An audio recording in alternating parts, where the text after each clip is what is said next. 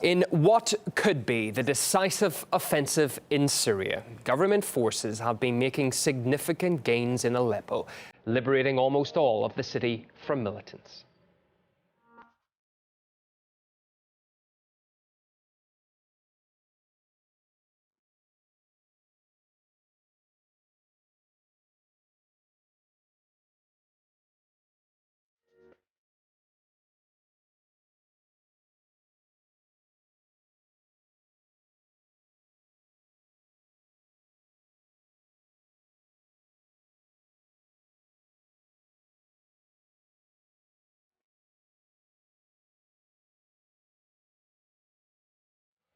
Well, if the Syrian army manages to liberate Aleppo fully, it will be considered one of the most important victories since the war broke out 5 years ago.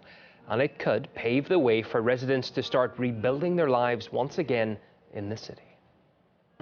أبوي ميت صار له 5 أيام. His father is dead from 5 days ago. كيف مات البابا؟ قذيفة. Asma and her 5 younger siblings were picked up by the Red Crescent amongst the masses fleeing what was rebel-held Aleppo.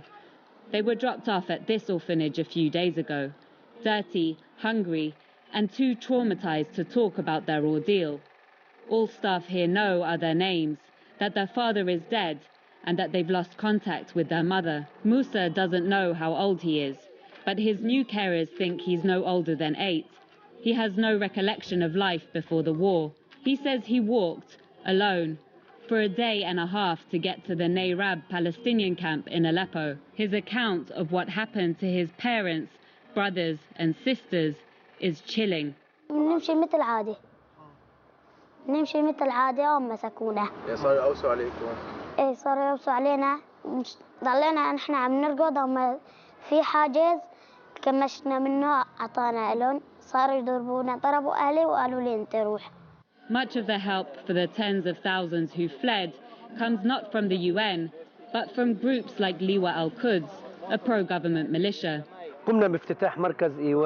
We opened the centre on our own initiative.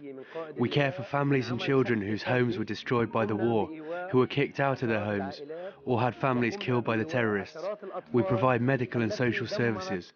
We work night and day to receive families from the east. The fighters here are the closest thing to family Jamil has had for the past 2 years.